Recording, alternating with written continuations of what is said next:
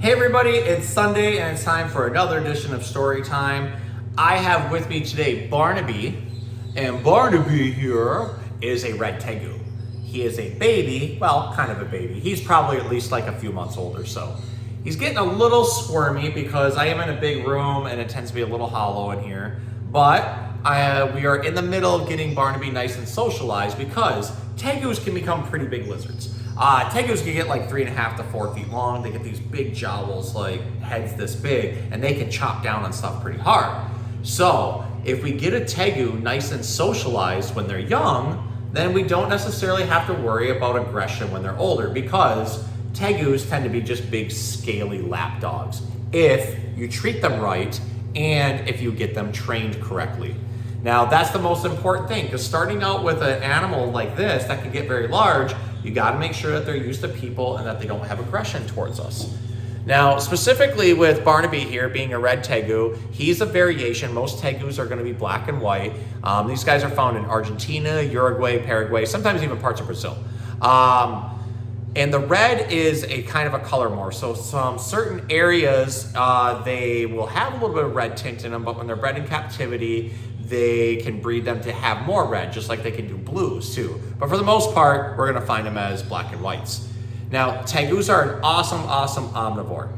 And that means that they're gonna eat fruits and veggies, and they're also gonna eat meat. So they eat a variety of insects, they'll eat birds and bird eggs, small mammals. And we feed them here at the store a few days a week. These guys get a mixture of collard, mustard, and turnip green with things like zucchini, sweet potato, radish, summer squash, parsnip, and beet. And then we throw different berries and melons into it. So like blackberry, blueberry, raspberry, and then we'll throw like mango and honeydew and things like that into it. They try to have a very well-balanced diet. And then he gets a lot of insects. So cockroaches, particularly dubia roaches. And then he also gets crickets, earthworms, and we also give him bird eggs because we have quail eggs here, and then we also have like some finch eggs and stuff like that. So tegus are exceptionally intelligent lizards. They're one of the only reptiles known to be able to slightly control their body temperature.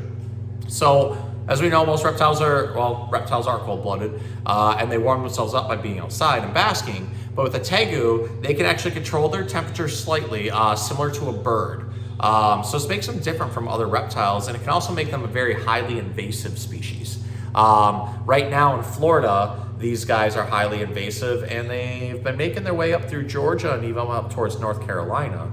And with no natural predators, well, they're just gonna sit there and kind of take everything over. So this is an important piece of information, knowing that if you're gonna own a large reptile or something like him, you gotta have a good home for them. And if you can't figure out a good home for them, then you gotta ship them out somewhere else. You gotta find a reptile rescue or a store like ours who can handle them. So he's kind of dinosaur looking. And because of that, I picked out a really funny book that I picked up at the Capital Area District Library called The Dinosaur That Pooped a Princess by Tom Fletcher and Dougie Poynter. So I have a dinosaur looking reptile. I'm gonna read a dinosaur book. So let's go ahead. Let's see what Barnaby thinks. You like the beard? All the animals like my beard. All right, The Dinosaur That Pooped a Princess. All right.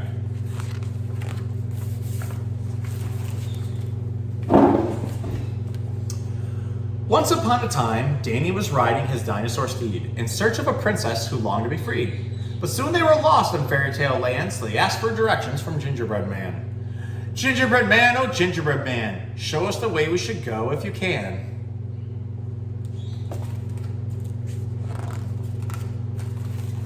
Gingerbread Man scratched his gingerbread head. He thought for a moment and then suddenly said, I cannot remember. My brain's made of dough, but go ask the 3 little pigs. They might know. Then as they set off down the yellow brick track, Dinosaur ate up that gingerbread snack.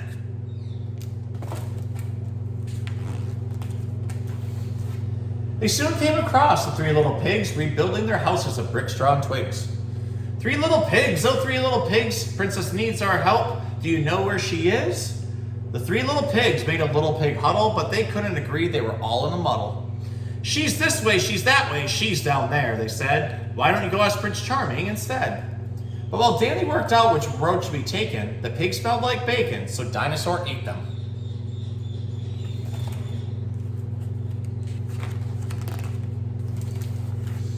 They soon found the prince at the grand palace ball. He made everyone laugh in that royal-sized hall. Prince Charming, oh Prince Charming, the princess needs help and we can't find her.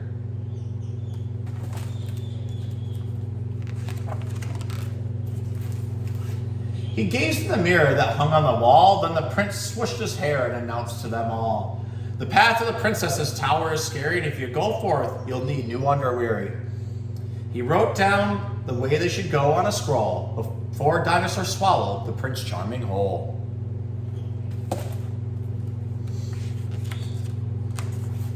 With Prince Charming's directions, they started their quest, past the troll on the bridge and the rotten orc's nest, to be towed past the dragon asleep on its gold, fooled the witch easy peasy in a pot full of mold.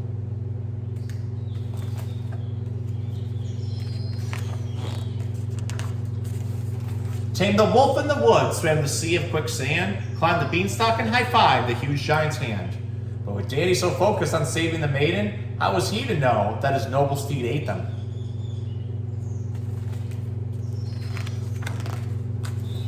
There it is, Danny called to his steed. It can't be long now till the princess is freed. Princess, oh princess, please let down your hair. We've come here to save you, but can't find the stairs. Danny shouted and called, but there came no reply. So he sat on the ground and he started to cry.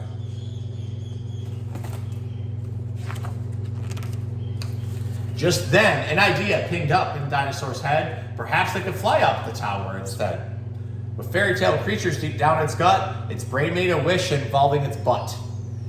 It knew there was only one thing it could do to save the princess. It needed to. Pooh!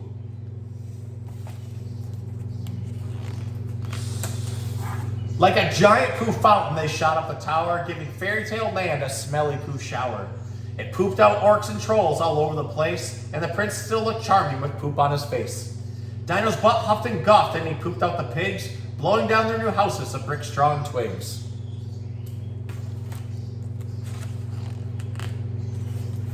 The giant, the wolf, in the sea of quicksand, the dragon, its gold, and the gingerbread man. They flew higher and higher with poop-powered thrust, and the poop was all sparkly like brown pixie dust. They crashed through the roof in a mighty poo mess.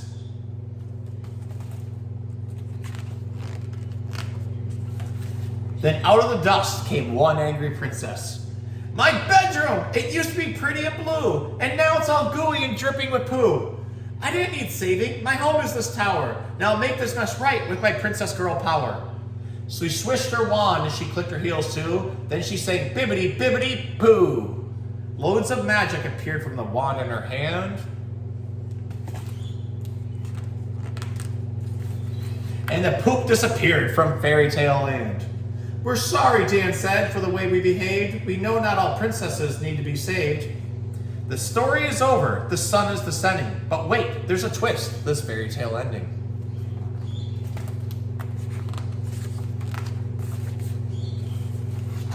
Because Dino had nothing better to do, it swallowed the princess and pooped her out too. This has been one of the most fun books I've read in a long time, because those of you who know and follow my channel, I go to the district library, I pick out a handful of books that look cool and interesting, I flip through maybe a couple pages, and then I just bring them and read them, because I want to be just as surprised as you guys. So this one really surprised me, and not only that, it was a tongue twister, which is like my favorite kind of books to read. So I hope you guys enjoyed learning about Barnaby here, who almost fell asleep in my hands, who's a red tegu and super, super sweet, and reading the book, The Dinosaur That Pooped Out a Princess. We'll see you guys next time.